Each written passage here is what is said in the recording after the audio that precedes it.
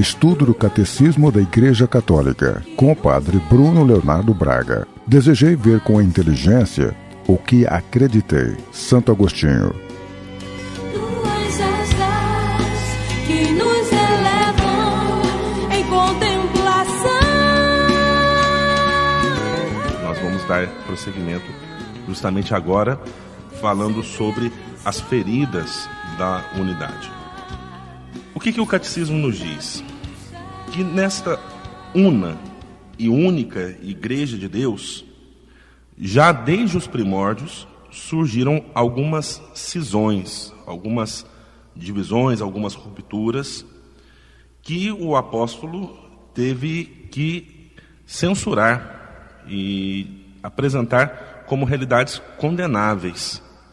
Foram dissensões mais ou menos amplas, que foram acompanhando a história da Igreja. Outras dissensões mais amplas vieram a surgir nos séculos posteriores. Comunidades não pequenas separaram-se da plena comunhão com a Igreja Católica, por vezes não sem culpa de homens de ambas as partes. E as rupturas que ferem a unidade do corpo de Cristo são 3 tipos que o Catecismo apresenta para nós: a heresia, que está ligado ao erro em relação ao dogma, né, em relação à profissão de fé; a apostasia, que seria o abandono da fé; e o cisma, que seria a ruptura com a Igreja. Então, essas rupturas, elas não acontecem sem os pecados dos homens. Então, na raiz da divisão está o pecado. Aliás, essa é a grande ação diabólica, né? Aquilo que o diabo opõe à ação de Deus. Porque o Espírito Santo, ele é o Espírito da unidade, é aquele que conduz os povos da diversidade a viver na unidade. O diabo é aquele que divide. A palavra diabolos, ela significa o divisor. Então nós vemos naquele que tenta, que nos leva ao pecado, a origem também dessas rupturas que existem dentro da Igreja. Nesse ponto, o Catecismo cita um texto de um dos padres da Igreja, Orígenes, que diz assim, confirmando essa ideia: onde estão os pecados, aí está a multiplicidade das crenças, aí o cisma, aí as heresias, aí as controvérsias. Onde, porém, está a virtude, aí está a unidade, aí a comunhão. Em força disso, os crentes eram um só coração e uma só alma. Bom, existe um pecado na raiz dessas divisões, como nós estamos percebendo aqui, por aquilo que o Catecismo nos apresenta. E existe pecado, um pecado pessoal, aquelas pessoas que realmente estão envolvidas com a divisão. Mas e as pessoas que hoje nascem em comunidades que surgiram dessas rupturas, que surgiram dessas divisões? Elas também cometem um pecado pessoal por estarem afastadas da comunhão com a Igreja? O Catecismo nos responde: os que hoje em dia nascem em comunidades que surgiram de tais rupturas e estão imbuídos da fé em Cristo, não podem ser arguidos de pecado de separação. E a Igreja Católica os abraça com fraterna reverência e amor. Reconhece, inclusive, a possibilidade da graça agir na sua vida como um caminho de salvação. O Catecismo diz: justificados pela fé recebida no batismo, estão incorporados em Cristo e, por isso, com razão, são honrados com o nome de cristãos e merecidamente reconhecidos pelos filhos da Igreja Católica como irmãos no Senhor. Então, aqueles que nascem nessas comunidades que surgiram das rupturas causadas pelo pecado, eles são verdadeiramente nossos irmãos, porque professam a fé em Cristo, porque são batizados em Cristo, porque receberam a justificação pela sua fé. Além disso, muitos elementos de santificação e de verdade, existem fora dos limites visíveis da Igreja Católica.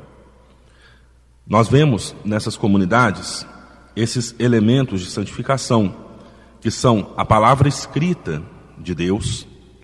Nos recordamos que não toda a palavra de Deus, porque a palavra de Deus compreende também a Sagrada Tradição, mas a palavra escrita de Deus, a Bíblia, nós temos nessas comunidades, ainda que com alguns livros a menos, mas são os mesmos livros nossos, apenas alguns a menos.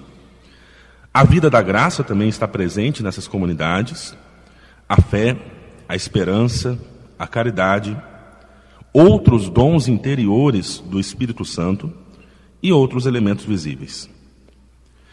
O Espírito de Cristo se serve dessas igrejas e comunidades eclesiais como meios de salvação, cuja força vem da plenitude de graça e de verdade que Cristo confiou à Igreja Católica.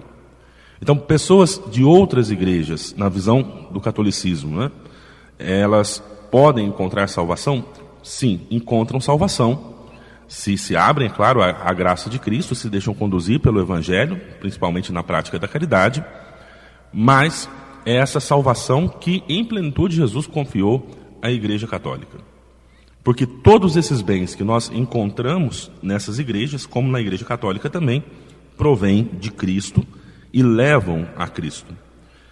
E a presença destes bens espirituais nas comunidades também separadas da igreja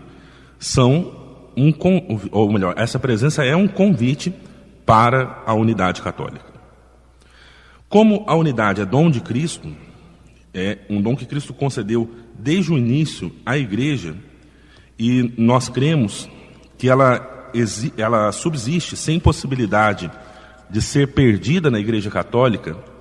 Nós esperamos que essa unidade cresça dia após dia até a consumação dos séculos. Então nós, reconhecendo isso, devemos nos empenhar pela unidade. O Cristo dá sempre à sua igreja o dom da unidade, mas a igreja deve sempre orar e trabalhar para manter, reforçar e aperfeiçoar a unidade que Cristo quer para ela. Por isso mesmo, Jesus, na hora da sua paixão, ele rezou ao Pai pela unidade dos discípulos. A oração sacerdotal que nós temos no capítulo 17 do Evangelho segundo São João. Jesus diz ao Pai: que todos sejam um, como tu, Pai, estás em mim e eu em ti, que eles estejam em nós, a fim de que o mundo creia que tu me enviaste. O desejo de reencontrar a unidade de todos os cristãos é um dom de Cristo e um convite do Espírito Santo. Para responder adequadamente a este apelo que o Senhor nos faz à unidade, e à unidade das comunidades cristãs, existem algumas exigências. O catecismo faz um elenco delas. Primeiro, uma renovação permanente da igreja em uma fidelidade maior à sua vocação. Essa renovação é a mola do movimento rumo à unidade. Segundo, a conversão do coração, com vistas a viver mais puramente segundo o Evangelho, pois é a infidelidade dos membros ao dom de Cristo que causa as divisões. Terceiro, a oração em comum, pois a conversão do coração e a santidade de vida, juntamente com as preces particulares e públicas pela unidade dos cristãos, devem ser consideradas a alma de todo o movimento ecumênico e, com razão, podem ser chamadas de ecumenismo espiritual. Quarto, o conhecimento fraterno e recíproco. As comunidades cristãs devem se aproximar também no conhecimento umas das outras. Quinto, a formação ecumênica dos fiéis e especialmente dos presbíteros, os padres da igreja. Em seguida, o diálogo entre teólogos e o encontro entre os cristãos de diferentes igrejas e comunidades. E, por fim, a colaboração entre cristãos nos diversos campos do serviço aos homens. Vejam, são várias as frentes de ação para que as igrejas se empenhem no caminho da unidade, que é também condição para que a fé ela possa ser propagada. A preocupação de realizar a união diz respeito à igreja inteira, fiéis e pastores.